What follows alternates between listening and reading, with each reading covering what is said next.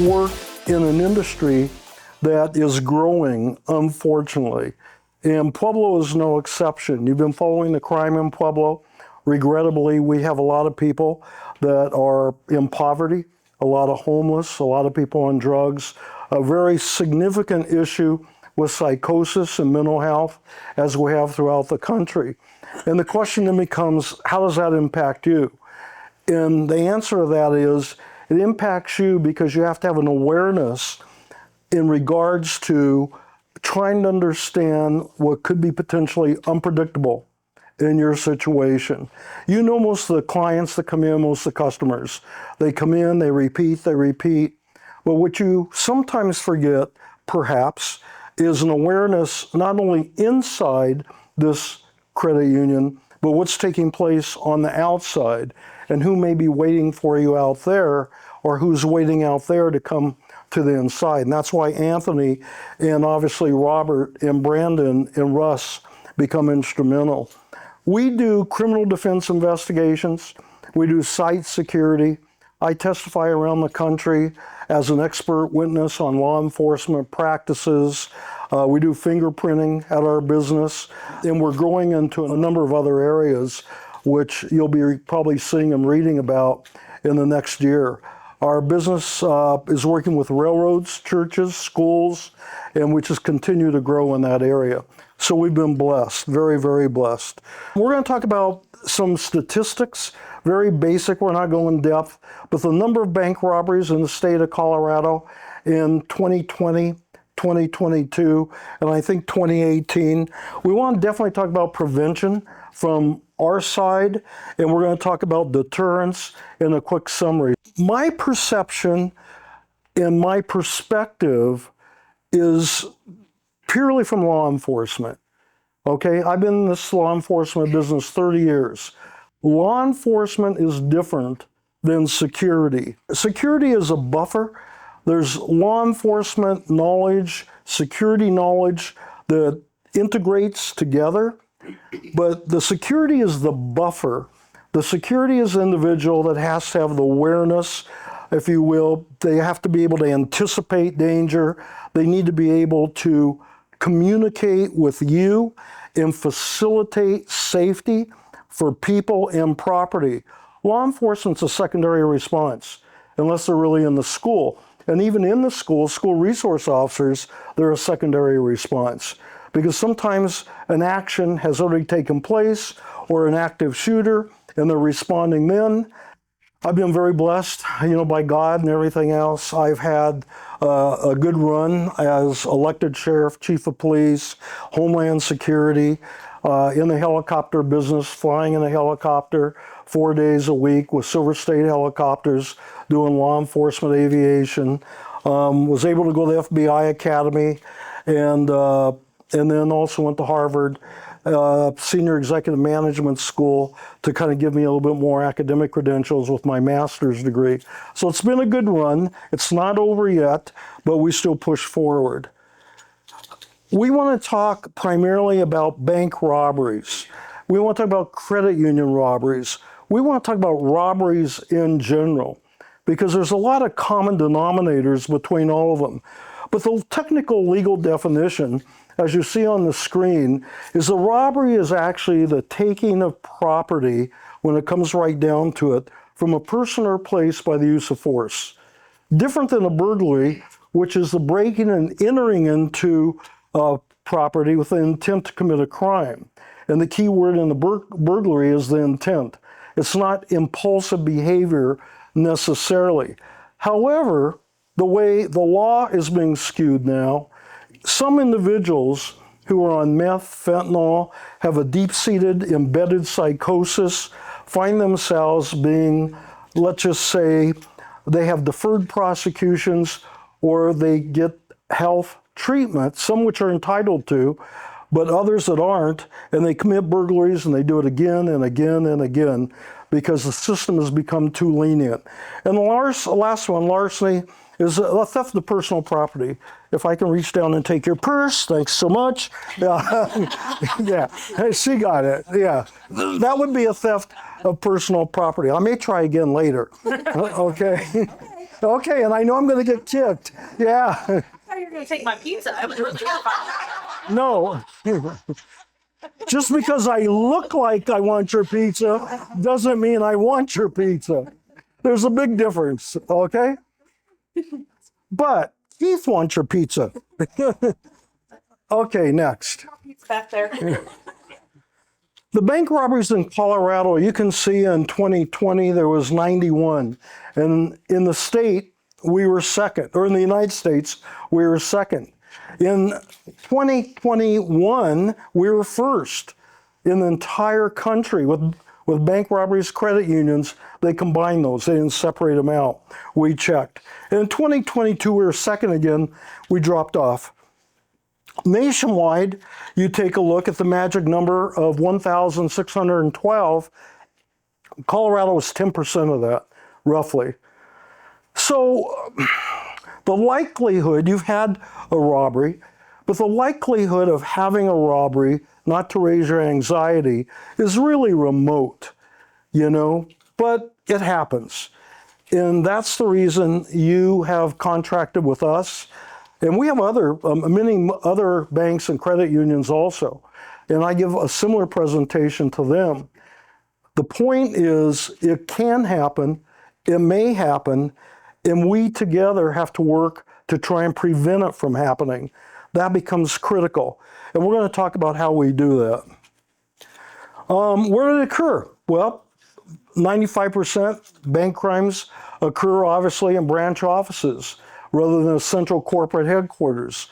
Then you get down to 66% in commercial business districts is how they brought it out into a regional area. 52% in metropolitan areas, and then 80% at the bank counter itself. Those are kind of general. What's really interesting about this is the metropolitan areas have less than the commercial districts. And one of the reasons for the decrease is because law enforcement is closer for a response. And so where you have a closer law enforcement response, you're going to have less. But when you have branch offices, which are extended over a geographic area, if law enforcement doesn't have substations or they don't have a favorable police response in a short period of time, the guys that are robbing the bank usually know that. The women that are robbing the bank usually know that. This is something that is extremely troubling for us, security, for police.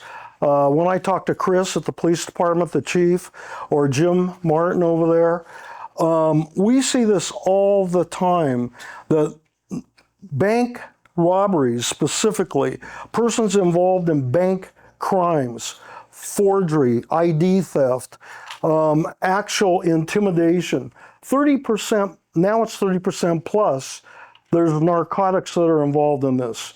I'm not talking alcohol. I'm talking meth, I'm talking fentanyl, I'm talking all the hard drugs that you see. And some people are bold and the drug emboldens them to commit a crime. And then you have other individuals. When I was a sheriff, I had a guy in jail. I forgot the guy's name, and you may know him, Keith, when we were there together. He was up in the jail, and I asked him. He was in there for 2 or 3 bank robberies. He was on a hold to go to the Department of Corrections. And I had this policy, well, you kind of remind me of this a little bit, no disrespect, but I would bring inmates in, just like you, and gather them all up, and we'd have a little conversation. I'd say, why are you here? Do you have a warrant? No. She's shy. No, but I'm just saying, long story short, one of the inmates, I asked him, I said, why are you here? And he said, well, I rob banks.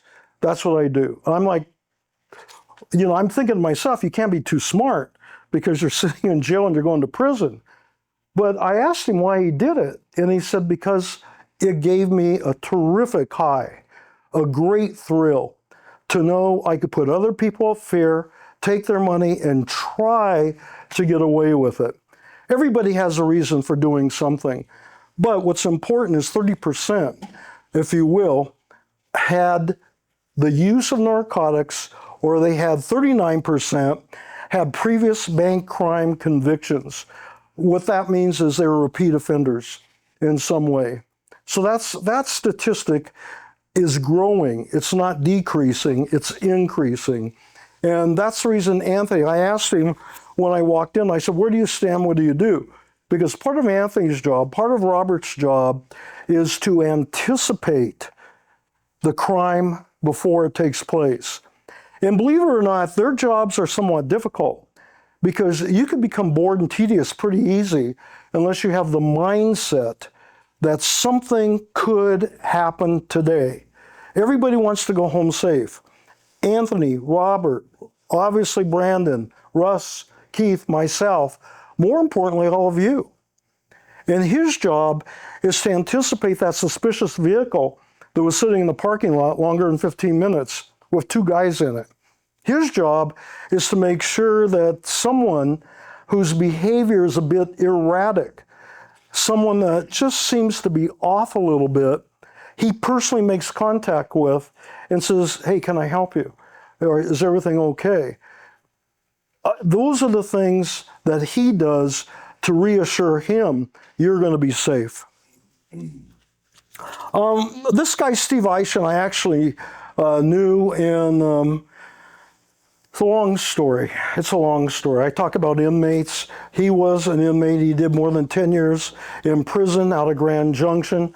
I knew him from a former Congressman, Scott McGinnis, and the former sheriff over there who told me about this guy. But he had spoke with other bank robbers, and he was behind bars, and he confirmed, not that he's a great source, but he confirmed that the people who are robbing credit unions, robbing banks, were drug users.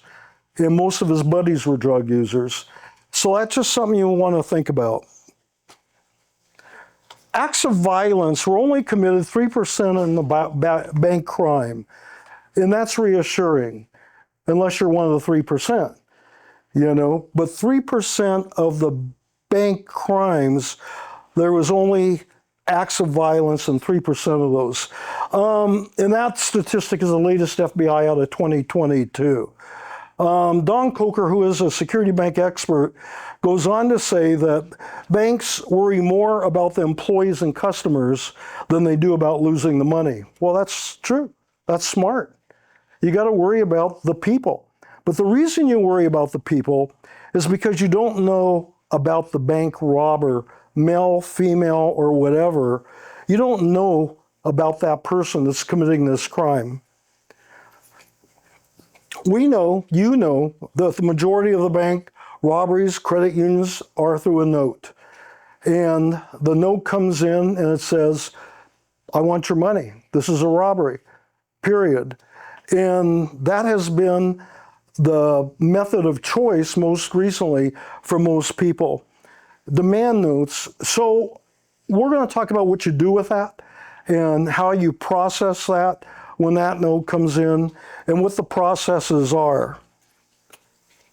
I think we already said this one. Bank robberies jumped in the Denver area in 2020 to 2021 from 19 to 65. So that was a huge leap. I didn't know, that slide should have been the one before it, but a huge leap. So the question is, what kind of people rob banks? And Keith, jump in, Russ, anybody. But the very first one I want to talk about a little bit is the professional that comes in. And if you're going to be robbed, this is the man or woman you want to be robbed by, a professional. The professional that comes in has already conducted all the surveillance external to the area on the perimeter. The professional that comes in has already been in your bank or your credit union, or they have an accomplice, perhaps a spouse, maybe a girlfriend, maybe a boyfriend. They have already been in, and they've checked out the layout. They've counted the people. They understand the floor plan. They've looked at the entry and the exit. They've looked for security operator in Anthony or Robert. They want to know the weakest time where you have the fewest amount of people and the time where you're really, really busy. And they want to be able to get in and get out. The professional is often intimidated by armed security. They don't want to get in a gun battle. They're too smart for that. They're thinking this is a federal crime.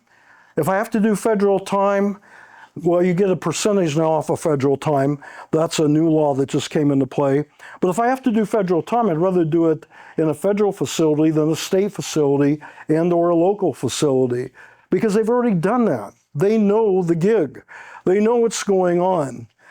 The professional has an escape plan, as I mentioned. They've scouted everything. They probably know Leslie's vehicle. They probably watched Leslie's vehicle when she leaves. And when you all go out the back door together, if they have been around, they may be a block away watching. Trust me, they are smart individuals. And they may have an accomplice, I've already told you. But the key to these individuals, 9 times out of 10, is they are as calm and smooth as silk. They're not going to raise your anxiety. They're going to come in just like you're going to go to King Soopers and shop. They're going to walk in. They may produce a gun. They may produce a note. They may be very polite. They want what they want, and they want to get out. And they want to leave you alone. They're only here for the cash. And these men and women that do this, I can tell you unequivocally, has conducted previous bank robberies, credit union robberies, robberies from TJ Maxx, whatever they've done it before, and they're usually pretty good at it up to a point. The 2 people that you have to be somewhat concerned about, male, female, or whatever, do you want to add anything to that, Keith? What he's talking about, I've actually met an individual that did robberies of jewelry stores. And what he described is exactly what this guy told me.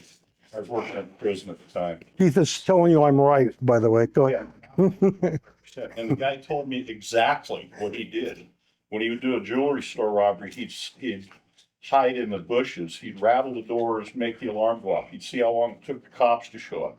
Everything he's talking about is exactly what the professional told me he would do. Yeah. So it's not a put together story. That's exactly how he played it. The other issue, which I'm concerned about in law enforcement, Keith and our gentleman here tonight, is the impulsive individual. They may be on meth, they may be jacked up on something else. That's an individual, we'll talk about silent communication or code words you may have, that you need to get Anthony's attention, if you don't already, immediately. But this individual, when he or she walks in the door, they have a diminished capacity.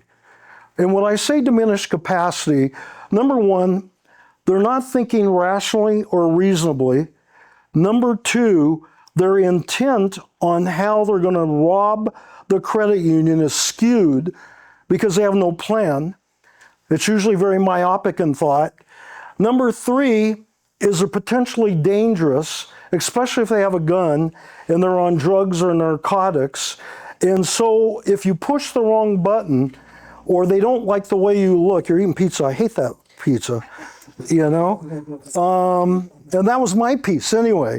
But anyway, long story short, they don't like the way you look, something could trigger an antisocial behavior that now causes them to increase their volatility and become angry and irrational.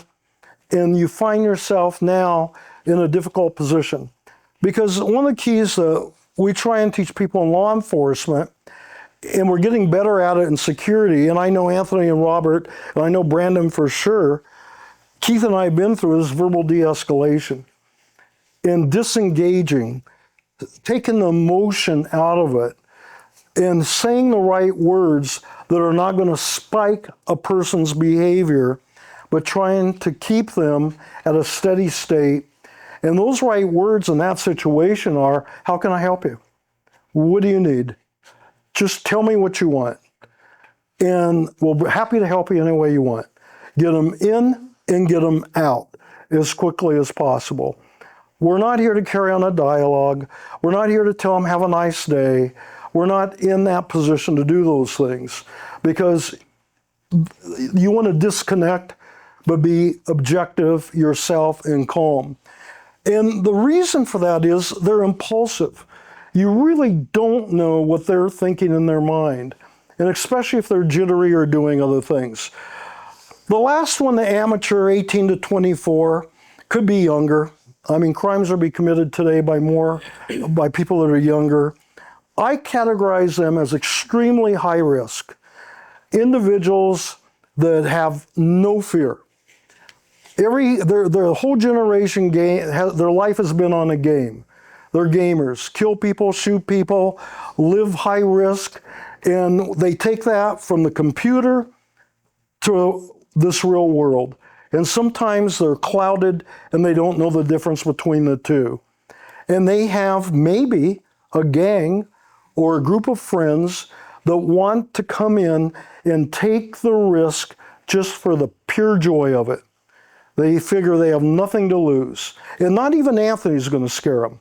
If they're armed, they'll shoot him first and come in, if they have that intent. Maybe it's a gang, a young man, young woman.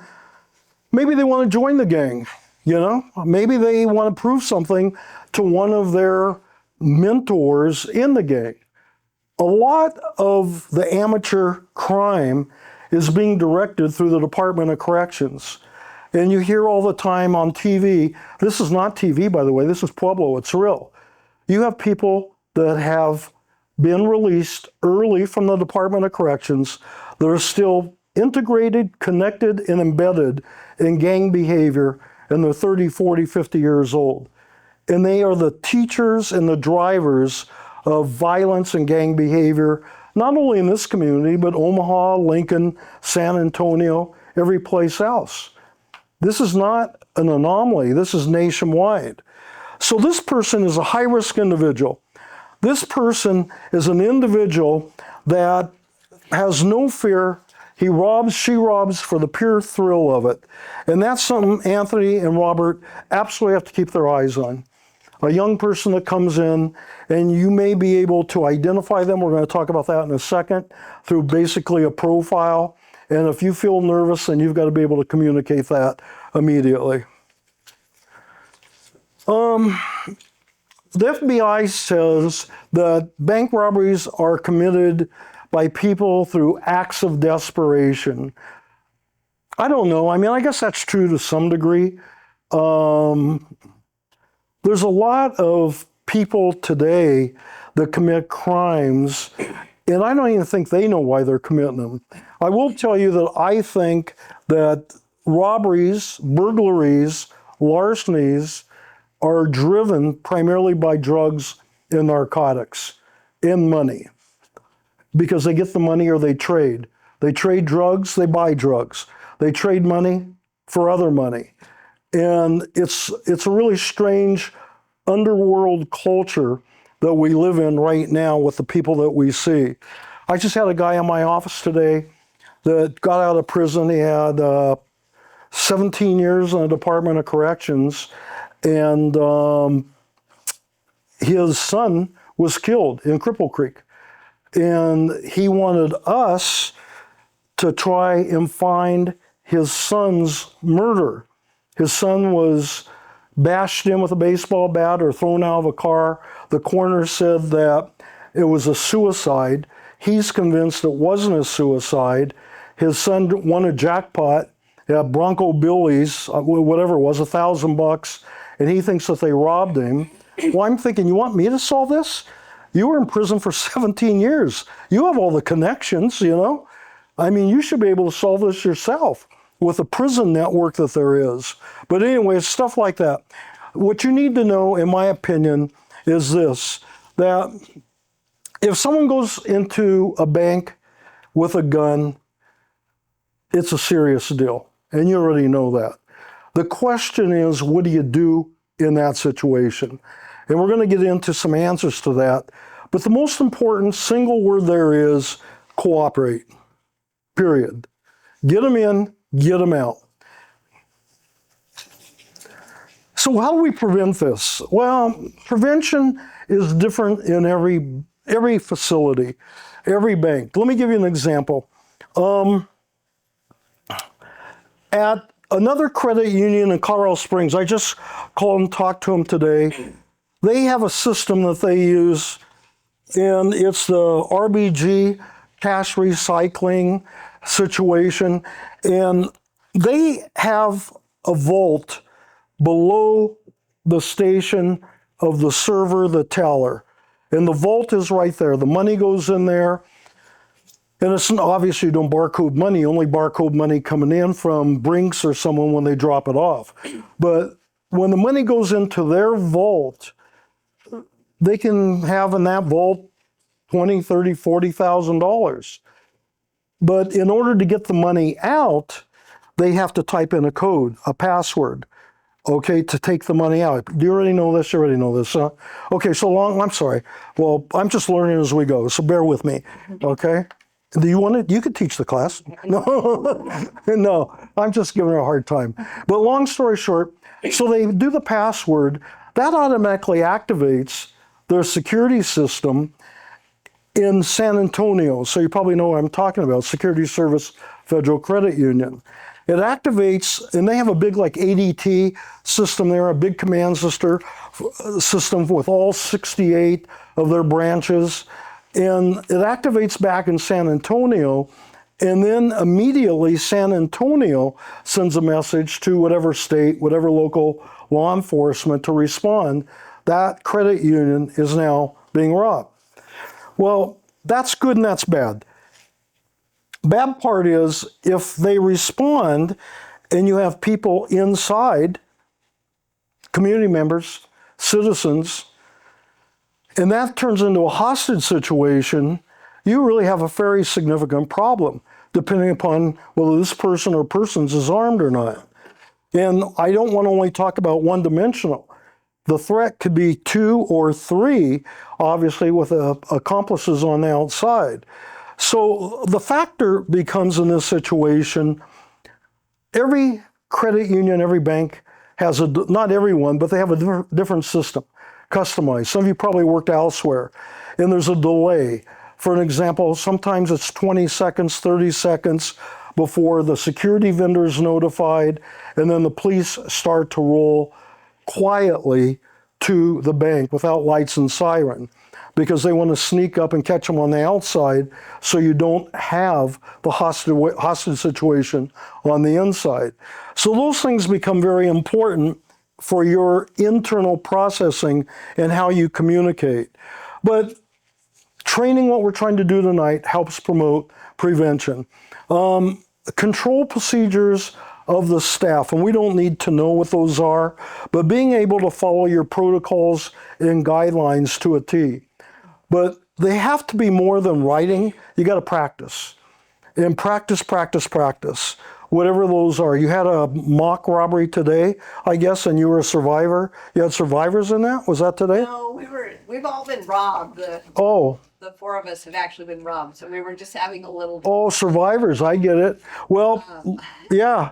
Well, I mean, I think the next time we do this, we should do a couple scenarios, because they're really powerful scenarios on what you do in an animated situation when there's multiple things that are going on at your credit union.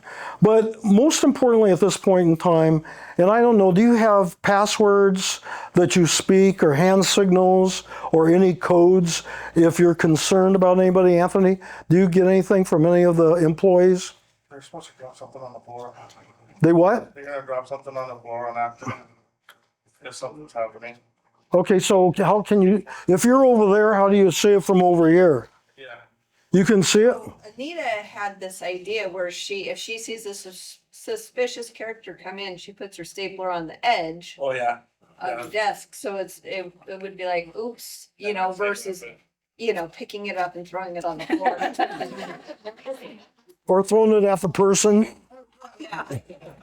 Yeah, I get that. I mean, I think those are pretty good.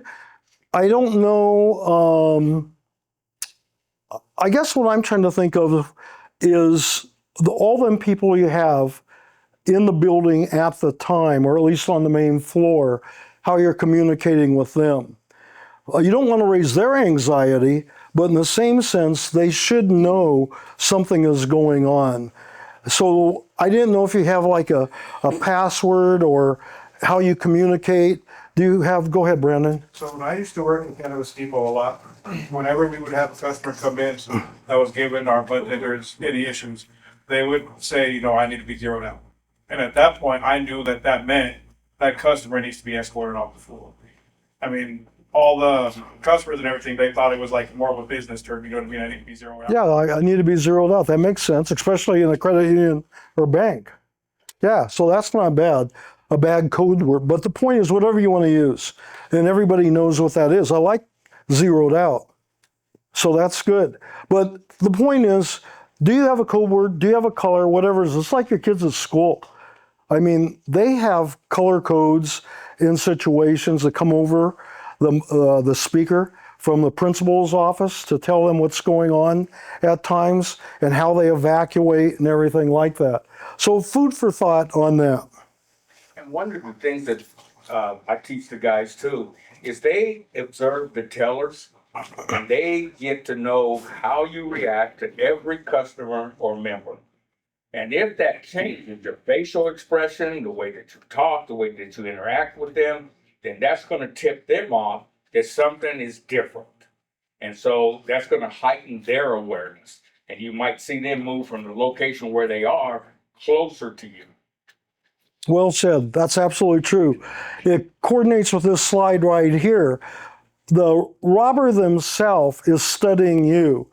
And if they have a counterpart that's come in and did an advance, a scout, we'll call them a scout, that's come in and scouted the facility ahead of time, maybe once, maybe more than once, and they're looking at certain people, they, in their own mind, can identify some people that maybe appear fragile or weak or not strong in some way. So it's important that you are strong, carry out the protocols, the policy, and you know what's going on. It's like I would tell my daughters all the time, when you're going to, because here's the girls. At Walmart, clueless, and now they have two guys sitting in a van with the door open, and they're parked right across from them. And I'm like, Amanda, excuse me, Amanda, what are you doing? Why? Oh, I'm on the phone. Right, you're on the phone. You're about to get kidnapped, but call me when you get to your destination. You know? What do you want me to tell you? I mean, wake up. And so it goes for men and women. You've got to pay attention everywhere. Carjackings, right now. Pueblo has one of the highest theft for car thefts in the entire state. So what do people do when they want to jack your car? What's the simplest thing to do? Smash into the back of the car, bump it, and you're like, holy shit. And you turn around and you get out, and you're like, what are you doing? And the guy or the woman puts a gun and says, get over there. And they probably use some other foul words. I want your car. I want your vehicle. Or I'm taking your vehicle. Or they take it because the keys are still in it, or they know now if the engine's running, they just have to go. If the engine's off, they push the brake down, push the button, and they go. It's not rocket science. So I'm saying there are so many different options for the criminal. It's become easier for them, not only on the outside, but on the inside. This is real basic. You've already had this. This is review. How tall are they? Well, you already have it on the door. You can see. I'm going through a growth spurt right now, so I should probably be close to 6 foot in about 2 years. So we're speculating. No, I guess not. Growing the wrong way. But how tall are they? Obviously, what kind of build do they have? And you're going to remember this stuff. It may not be completely accurate, but what you're looking for is height, what kind of build they have. And really, the garments are important, but more important, well, everybody's got tattoos, or many people now, but the question is generally, did they have tattoos? And where were the tattoos? And was there anything distinguished about their ring that they were wearing, the watch that they were having? That's what you're really looking for, because people change their clothes. They can have a van go out, take their shirts off, change their pants, and go right down to Walmart, and they just robbed your place. But if you're looking for specific items on them, tattoos, scars, accent in their voice, ethnicity, we shouldn't be afraid to say that. Were they Hispanic? Were they black? Were they white? Were they Asian? What was this individual? What was their accent like? Male, female, or other? What was it? And if Anthony can get a look, or you can get a look off your cameras, most specifically the vehicle and any associates that they may have. All those things are real important. Oh, one other thing, disguise, wig. Do they have a disguise that they wear when they come in? A professional robber is probably going to either be so bold and confident because they've scouted your place that they have a disguise, or they don't have a disguise and they just walk in and they're gone. But others, maybe with a little bit, they don't want you to, they want to distort their identity somewhat. At that point in time, they may come in posing as another individual rather than who they actually are. So you have armed guards. I don't know if you still do die packs. I don't know. That's kind of old school now. GPS tracking and stolen money. That's the newest thing. Barcoding, secretly bundles. Air tags is being used a lot by others. Raising your platform. I haven't looked at your counter, but getting higher than the customer so they can't actually see. Your silent communication, your panic alarms, verifying the working security cameras, everything is working, and having immediate access to that. Maintaining at least one door. We talked about this, Leslie and I, a little bit. InBank locks their doors, and that's good or bad. And I talked to Maria over there and to the girls, and I've talked to them. It's really bad if they let the wrong person in and the doors are locked, because now the three of them are in with whoever is the robber, okay? And the place is going to get robbed, but if the police show up, you've already created an automatic hostage situation. So that's not necessarily good. So even though they're locked from the outside, they still have the crash bar from the inside. So the key for them is getting them out as quickly as possible. And I know your cameras here should be able to see that perimeter over there. And I'm pretty sure their perimeter can see what's going on over here in your parking lot. Have you checked that? I don't know. I've never been across the street, so I don't know exactly where their cameras are. I know ours are here. Can you see their parking lot too? From here, I can see it too. On this side, so I've never actually looked at the cameras from it. Check and see if you can see, not this second, but tomorrow or sometime. I always check, like, I'm always watching this side because there's one that we're gonna hit the most. Yeah, So I watch to see if I see anything suspicious over there, so like to make sure I'm alert over here. right. Well, something to take a look at. I mean, I'm a big believer, I know Keith is and Russ, if you control the outside, you control the inside for the most part, because the threat's going to come from out to in, and that's the concern that I always have. If you're really aware of everything in the parking lot, what's happening the best you can behind you, you're in good shape for the most part. Go ahead. The security guard functions you probably observe, but again, our protocols, and they should have a protocol book here for Robert and Anthony. They're always checking blind spots. They need to know specifically what they can't see, not what they do see. It's like you really don't know what you don't know. You know what I'm saying? If that makes sense. And they got to patrol the building. And so they got to be walking on the outside, and they've got to be attentive on the outside. I know that the last security operator, Corey, he had here, I watched him at times, and like Anthony, he was very good. But if somebody was in the parking lot and they sat there, he'd confront them. And he would be like, "Excuse me, sir, is everything okay? Can I help you? Do you need anything? No, no, no. I'm just going in to do a monetary exchange. But when he was doing that, which we suggest to all of you, my security operators, you're doing a plain view search of the vehicle for a suspicious vehicle. A suspicious vehicle, you want to be able to see what's on the inside of that vehicle. It's not like going up and saying, "Hi, I'm Dan. How are you? Nice to see you." Yeah. Okay. It's not doing that. It's basically observing everything around this young lady, as well as what she has: a knife, a gun, maybe she has a mask, could be COVID related. So now, even though there's a mask, you got to ask yourself, could it be COVID related, or could it be part of a robbery? And is she alone, or is there somebody in another vehicle over here? So, I mean, you're always asking those questions. You're verifying the camera. My security people should be arriving a little bit before you come to work, or at the time you come to work. They should walk you out of the building and make sure you're safe.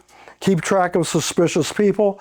Contact anybody, as I said previously, sitting in the parking lot longer than 15 minutes. Escort people out of the building. And I don't know what your policy is, but do you allow people that open carry into the credit union? Not unless they're in law enforcement. Okay, yeah, so you turn them away at the door. We say be alert, and they are. My men and women are alert. They should be prepared to render first aid should there be a bleed out or someone falls, hits their head. I want people that you like and trust. They need to have a positive working environment. If not, I'll remove them. It's real simple. If word gets to me or gets to Russ and they come in and you guys are all pumped up, you've had a great weekend, everything is good, and my security guard is on a downer, like, it's been a really poor, shitty week, and they go stand in the corner, I want them gone. I don't want them to infect the environment you have here. So please be able to tell Leslie your concern, and we'll try and accommodate this environment, working environment. Everything, as I said, begins at the point of entry. You should create a plan how to deal with disgruntled customers. You probably already have that. I know Anthony has that through Russ. The key for the cops is making sure you're safe. The key for us, Anthony and my guys and ladies, is to make sure you're safe. But they had a bank robbery 2 years ago, I think it was, you're probably aware of it, where they had the worker in a yellow vest that came in and said, I need to get this work order signed or something, and I only need to speak to Vanessa, nobody else. And she had subordinates, and they said, we don't want to talk to them. I want to talk to Leslie. So one of her employees brought this person back to Leslie. I think he produced a gun, if I'm right. Did he? No gun? He simply came in with a clipboard. A clipboard, that's right. Handed the clipboard to her, and it said, take me to the vault. Yeah. She's cooperating. But on the side note of that, this individual's got a hard hat, a yellow vest, he's wearing sweatpants and tennis shoes.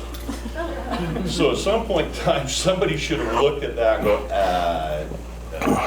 and, picked up on it. And that was one of the bad parts of this whole thing. So if you see that guy running around in a hard hat, tennis shoes, and yellow vest, and they ask for Leslie, you probably don't want to bring him back to Leslie, especially if he has a clipboard, right? Okay, good.